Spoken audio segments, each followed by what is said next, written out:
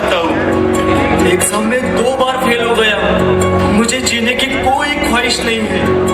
Road accident में मेरा परिवार चला गया। अब मैं जी के क्या करूं? रुको, ऐसी कायरों सी हरकतें मत करो। मरना ही है तो अपने देश के लिए मरो। मैं ही कुछ करता हूँ।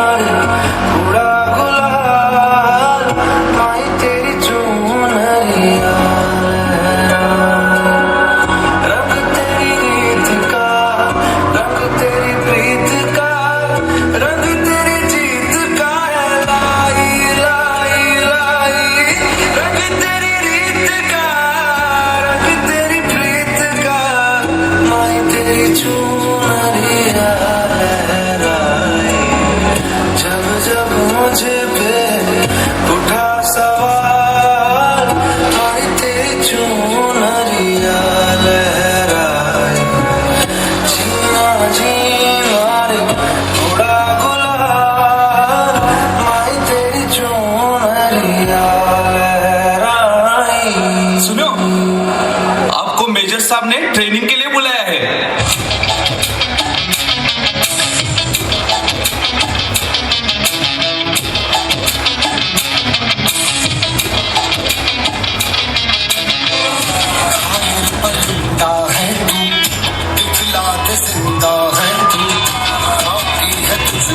हौसला आगे अंबर पनाहे मांगी करता है तू जो फैसला। टूटी तकदीरें तो क्या, टूटी शमशीरें तो क्या, टूटी शमशीरों से ही तो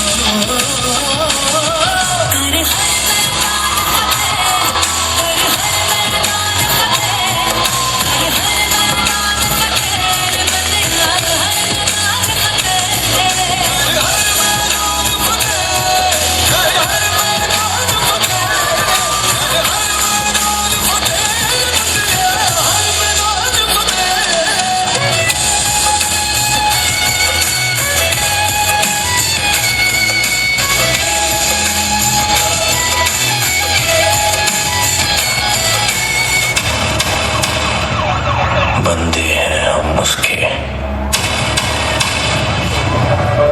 हम पे किसका जोर। उम्मीदों के सूरज निकले चारों ओर। इरादे हैं फौलादी, हिम्मती हर कदम। अपने हाथों किस्मत लिखने आज चले हैं हम।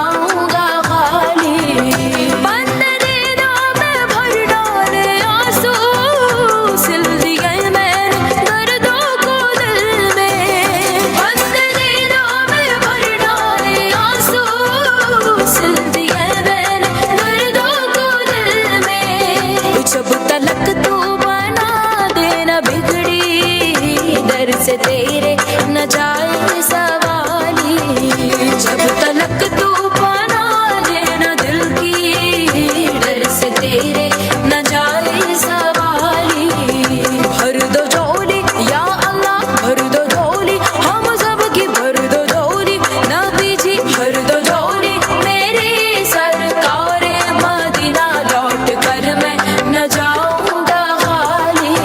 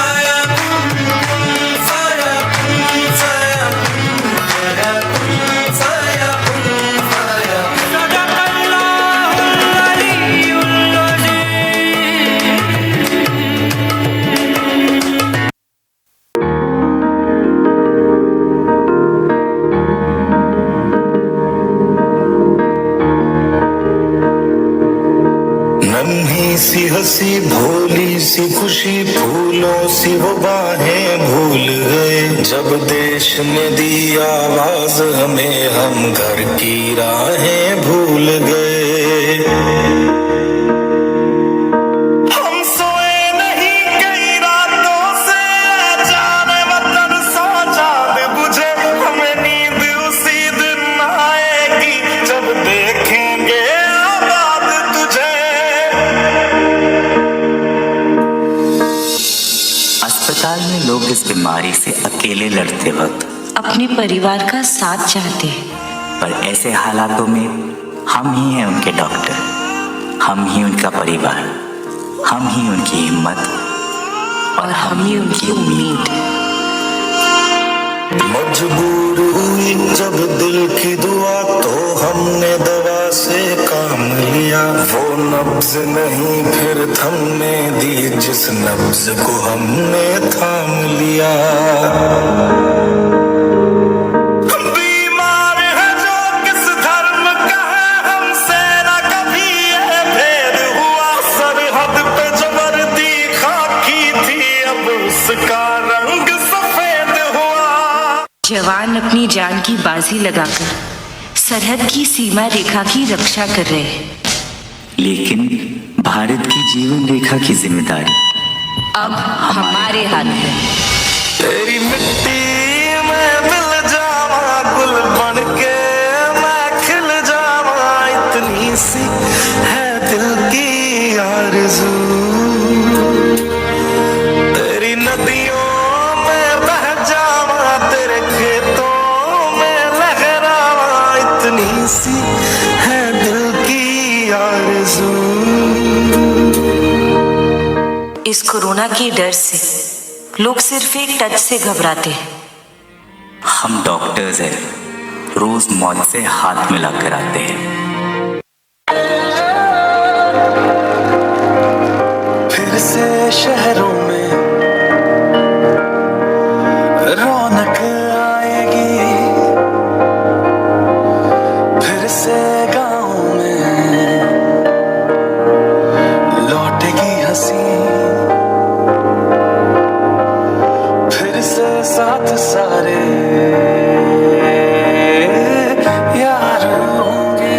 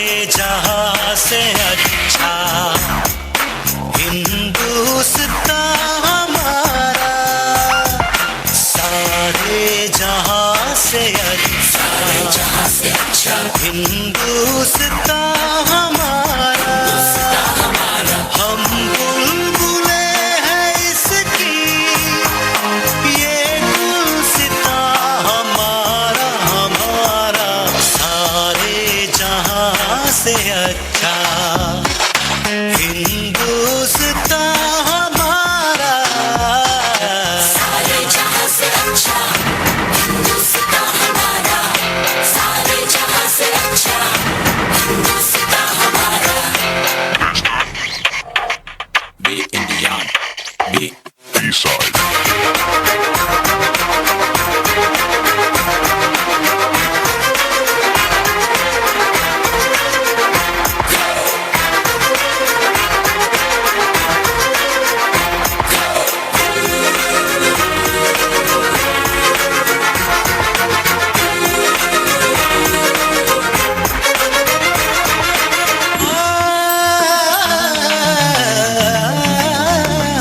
पर्वत वो सबसे ऊंचा, हम साया आसमां का।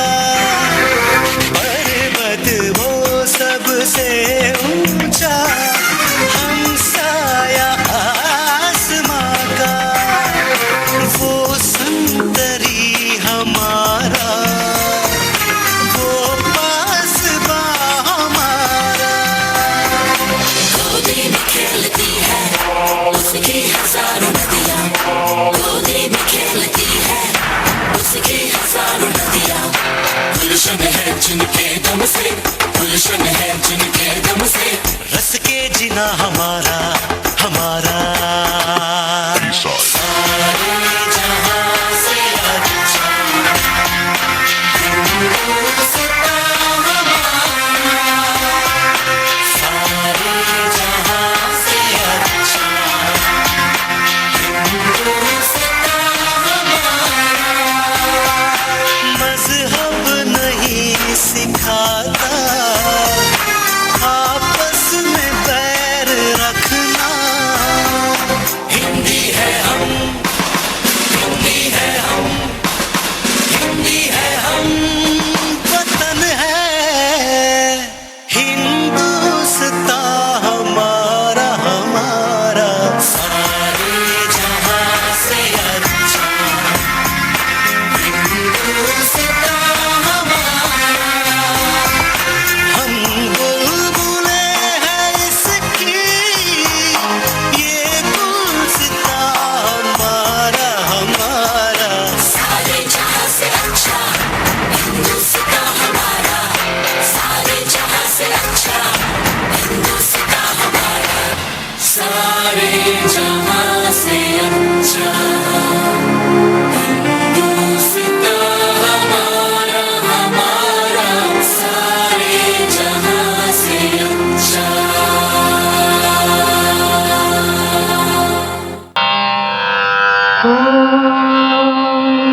कौसल्या सुप्रजा रामपूर्वा सन्ध्या प्रवर्तते, उत्तिष्ठ नरशार्दूल कर्तव्यं दैवमान्धिकम्। कौसल्या सुप्रजा रामपूर्वा सन्ध्या प्रवर्तते, उत्तिष्ठ नरशार्दूल कर्तव्यं दैवमान्धिकम्।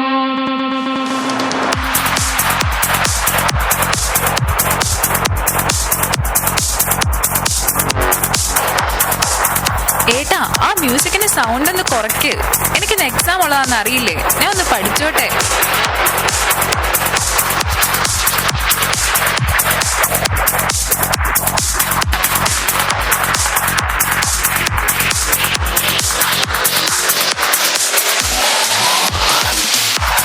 എന്റെ കുട്ടി ആ പാട്ടിന്റെ ശബ്ദമെങ്കിലും ഒന്ന് കുറച്ച് വെക്കൂ. ഓ ഷിറ്റ്, ഈ തള്ള വലിയ ശല്യമാണല്ലോ. Just get lost.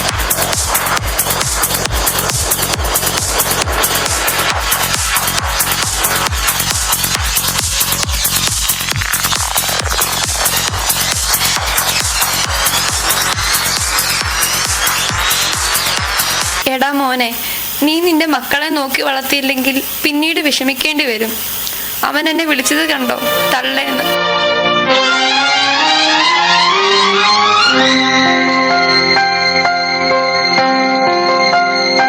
എടാ മോനെ, എപ്പോഴും ജോലി ജോലി എന്ന് പറഞ്ഞ് കുടുംബം പറഞ്ഞ് ജീവിക്കരുത്. നിനക്ക് നിന്റെ കുടുംബത്തെ തന്നെ നഷ്ടപ്പെടും. എന്റെ അച്ഛ അമ്മേ, ഞാനൊരു 100 കൂട്ടം തിരക്കില്ല. ഞാൻ ഇന്ന് ചെയ്ത് തീർത്തോട്ടെ, ഒന്ന് ശല്യപ്പെടുത്താതെ പോവാവോ?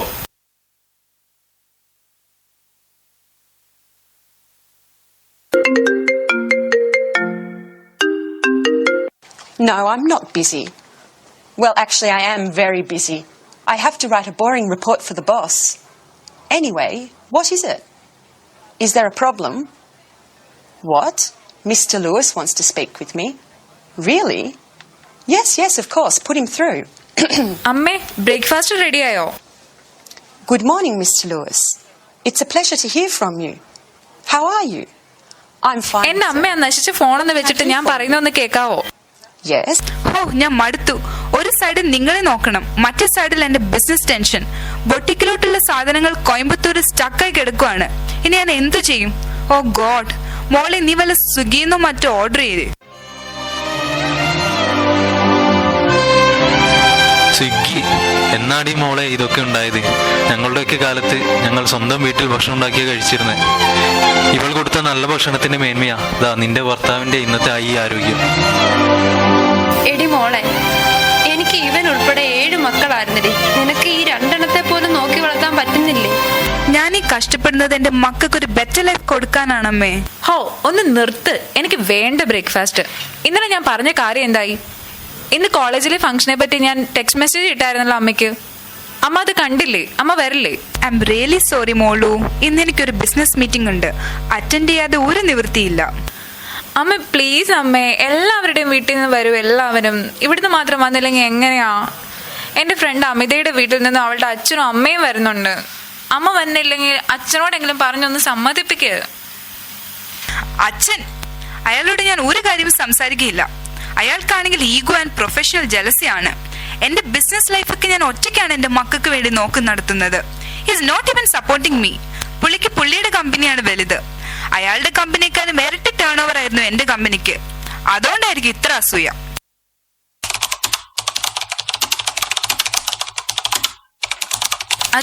അച്ഛന് വരാമോ എന്റെ കോളേജിൽ ഇന്നത്തെ ഫംഗ്ഷന്? മോളു, നിനക്കറിയില്ലേ എന്റെ തിരക്ക്. ഞാൻ ഒരാൾ വേണം നമ്മുടെ കമ്പനിയുടെ ഫുൾ കാര്യങ്ങൾ നോക്കാനായിട്ട്. എല്ലായിടത്തും ഫാമിലിയിൽ നിന്ന് ഒരു സപ്പോർട്ട് ഉണ്ടാവും. നീ ഇവിടെയാണെങ്കിലോ അതുമില്ല. ഓ, നിന്റെ അമ്മ എന്ന് പറഞ്ഞ ഒരുത്തി ഉണ്ട്. അവൾ ഉള്ളതും ഇല്ലാത്തതും ഒക്കെ കണക്കാം. നമ്മുടെ കുടുംബ ബിസിനസ് നിന്ന് കഴിഞ്ഞാൽ അവൾക്ക് ഐഡന്റിറ്റി കിട്ടില്ല എന്നും പറഞ്ഞ് അവൾക്ക് സ്വന്തമായിട്ട് ബിസിനസ് തുടങ്ങിയേക്കുക. ഇപ്പം എന്നോട് മത്സരിക്കാനാണ് അവളുടെ മെയിൻ ഹോബി. 24 മണിക്കൂറും ഫേസ്ബുക്കും ഫോണുമായിട്ടിരിപ്പ്.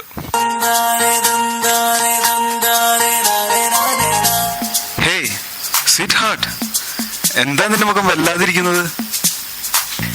നിന്റെ വീട്ടിലെ പ്രോബ്ലംസ് ഒക്കെ എനിക്കറിയാം. ഇന്നത്തെ കോളേജ് ഫാമിലി മീറ്റിന് അവരാരും വരില്ലെന്ന് പറഞ്ഞല്ലേ? നിങ്ങൾക്ക് എങ്ങനെ മനസ്സിലായി? മോളു, നമ്മൾ സ്നേഹിക്കുന്നവരെ നമ്മൾ വിടാതെ എപ്പോഴും പിന്തുടർന്നുകൊണ്ടേയിരിക്കും. നിന്റെ പ്രശ്നങ്ങൾ എന്റേത് കൂടിയാണ്. ഞാൻ നിന്നെ സഹായിക്കട്ടെ? ഇന്നെന്റെ വീട്ടിൽ നിന്ന് ആരും വന്നില്ലെങ്കിൽ എന്റെ ഫ്രണ്ട്സിന്റെ മുന്നിൽ ഞാൻ നാണം കെടും. ക്ലാസ് ട്യൂട്ടർ എന്നെ വഴക്ക് പറയും.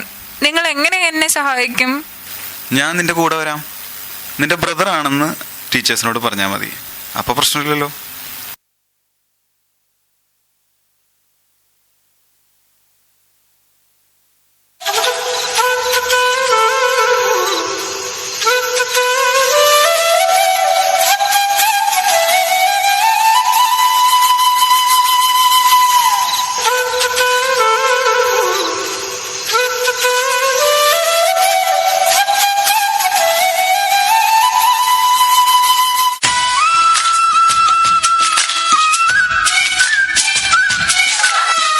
Well, actually, I am very busy.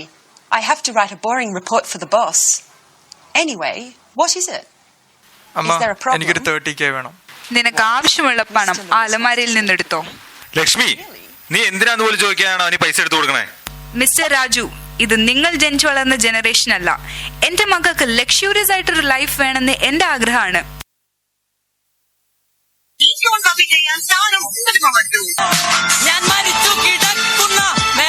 Hello, എനിക്ക് ഇന്ന് തന്നെ സാധനം കിട്ടണം. നിങ്ങൾ എവിടെയാണ് നിൽക്കുന്നത്? ഞാൻ നെഹ്റു പാർക്കിലുണ്ട്. നീ അങ്ങോട്ട് വാ.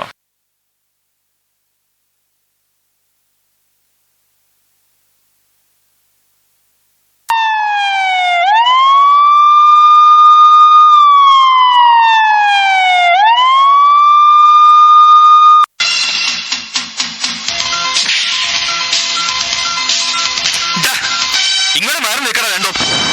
രണ്ടിനെ ഞാനൊന്ന് വൃത്തിയായി കാണട്ടെ. തനിക്ക് അറിയില്ല ഞാൻ ആരാണെന്ന്. എന്റെ അപ്പനമ്മയും വിചാരിച്ചു വിചാരിച്ച എനിക്ക് ഡിപ്പാർട്ട്മെന്റ് ഫുള്ള് വിലക്കെടുക്കാൻ പറ്റും. നിർത്താ ചെറുക്ക, അധികം കിടന്ന് അങ്ങോട്ട് അലത്തല്ലേ. നിന്നെ പോലെ തന്നെ ഒരുപാട് പേരെ കണ്ടിട്ടുള്ളവനാ ഈ SI പ്രഭാകരൻ. ദേ കണ്ടോ, ഏതോ കാശുള്ള വീട്ടിലെ പെൺകൊച്ച ഞങ്ങൾ ടൗണിലെ ഹോട്ടലിൽ നിന്ന് പൊക്കിയതാ. കാമുക എന്ന് പറയുന്നവനോ സ്ഥലത്തെ പ്രധാന പെൺവാണിഭ ഏജന്റും. നല്ല വീട്ടിലെ പെൺകുട്ടികളെ സ്നേഹം കാട്ടി വശത്താക്കി ഹോട്ടലുകളിൽ കൊണ്ട് ചെന്ന് പെൺവാണിഭം നടത്തുന്ന ബിരുദൻ. ഏട്ടാ, ഞാൻ ഒരു തെറ്റും ചെയ്തില്ല ഏട്ടാ. ആഹാ, കൊള്ളാം. രണ്ടുപേരും കൂടി ഒരു വീട്ടിൽ നിന്നാണല്ലേ. മതി ആങ്ങളെയും പെങ്ങളും കൂടി. എന്തായാലും ഞങ്ങൾക്ക് പണി എളുപ്പമായി.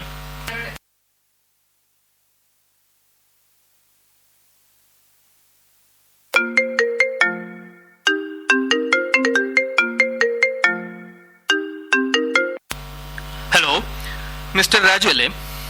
ഇത് പൊന്മുടി പോലീസ് സ്റ്റേഷനിൽ നിന്നാണ് വിളിക്കുന്നത്. താങ്കളുടെ മകനെയും മകളെയും 2 വ്യത്യസ്ത കേസുകളിൽ അറസ്റ്റ് ചെയ്ത് കൊണ്ടുവന്നിട്ടുണ്ട് ഇവിടെ. താങ്കൾ എത്രയും പെട്ടെന്ന് ഇവിടെ എത്തിയ അത്രയും ഉപകാരമായിരുന്നു. മിസ്റ്റർ രാജു, നിങ്ങൾക്ക് എന്ത് പറ്റി? ആരാണ് നിങ്ങളെ വിളിച്ചത്? ലക്ഷ്മി, നിന്റെ വളർത്തുദോഷം കാരണം ഇപ്പൊ 2 മക്കളും പോലീസ് സ്റ്റേഷനിലാ. എന്താ കാര്യം പോലും അറിയില്ല. രാജു ഏട്ടാ, പറയൂ, എന്താണ് എന്റെ മക്കൾക്ക് പറ്റിയത്? ലക്ഷ്മി, നീ ഒരൊറ്റ വരുത്തി ഇതിനെല്ലാത്തിനും കാരണം. വാരിക്കോരി ചോദിക്കുമ്പോ പൈസ എറിഞ്ഞു കൊടുക്കുമ്പോ ആലോചിക്കണമായിരുന്നു. നിനക്ക് ഈ കുടുംബത്തിലുള്ളവരാരും നോക്ക് സമയമില്ല. മക്കളെ, ഞങ്ങളെല്ലാം കേട്ടു. നിങ്ങൾ പരസ്പരം കുറ്റപ്പെടുത്താനുള്ള സമയമല്ലിത്. സ്നേഹവും കരുതലും കൊടുത്ത് വളർത്തേണ്ടതിന് പകരം പണം മാത്രം കൊടുത്താൽ ദാ ഈ അവസ്ഥ വന്നു ചേരും. ഇത് ഞാൻ എത്രയോ വട്ടം നിങ്ങളോട് പറഞ്ഞതല്ലേ. മക്കളെ, നിങ്ങൾ തർക്കിച്ച് നിൽക്കാതെ എത്രയും വേഗം അവരെ എങ്ങനെയെങ്കിലും ഇറക്കിക്കൊണ്ടുവാ. എനിക്ക് എന്റെ കൊച്ചുമക്കളെ തിരികെ വേണം. May come in sir? എടാ നീയോ? Oh my god, unbelievable. ഇവർ നിന്റെ മക്കളായിരുന്നു. നിനക്ക് എന്നെ മനസ്സിലായില്ലേ? രാജുവേട്ടന് ഇദ്ദേഹത്തെ നേരത്തെ പരിചയമുണ്ടോ? ഞങ്ങൾ കുഞ്ഞുനാൾ തൊട്ട് ഒരു കുടുംബം പോലെ ജീവിച്ചു വളർന്നവരാ. എന്നാലും എനിക്കിത് വിശ്വസിക്കാൻ പറ്റുന്നില്ല. ബാലചന്ദ്രൻ മാഷി, ഏവരും ഒരുപോലെ ബഹുമാനിക്കുന്ന വ്യക്തിയായ ഞങ്ങൾക്കൊക്കെ ഗുരുസ്ഥാനീയനായ അദ്ദേഹത്തിന്റെ കൊച്ചുമക്കൾ ഈ ഒരു അവസ്ഥയിൽ. എല്ലാം ഞങ്ങളുടെ തെറ്റാണ് ദാസ്. ഒരു അച്ഛനമ്മ എന്ന നിലയ്ക്ക് ഞങ്ങൾ തീർത്തും ഒരു പരാജയമാണ്. ഒരു അച്ഛൻ്റെ അമ്മയുടെ സ്നേഹമോ കരുതലോ കൊടുക്കാൻ ഞങ്ങൾക്ക് കഴിഞ്ഞിട്ടില്ല ഇതുവരെ. മക്കൾക്ക് വേണ്ടി ആരാണോ ഏറ്റവും കൂടുതൽ സമ്പാദിക്കുന്നതെന്ന മത്സരത്തിലാണ് ഞങ്ങൾ ഇതുവരെ. ഇവരെ രക്ഷിക്കാൻ നേരായ മാർഗത്തിലൂടെ ഞാൻ എന്റെ കഴിവിന്റെ പരമാവധി ശ്രമിക്കാം. എന്തായാലും തൽക്കാലം ഇവർ 2 പേരെയും കൊണ്ടുപോയിക്കോളും. ഒരച്ഛന്റെയും അമ്മയുടെയും സ്നേഹവാത്സല്യം നൽകി അവരുടെ തെറ്റുകൾ പറഞ്ഞ് മനസ്സിലാക്കി കൊടുക്കാൻ 2 പേരും ശ്രദ്ധിക്കാം. ഇന്നാണ് ഇതൊരു കുടുംബമായത്. നിങ്ങൾ യഥാർത്ഥത്തിൽ അച്ഛനും അമ്മയുമായത്. ഇവർ ഞങ്ങളുടെ കൊച്ചുമക്കളായത്.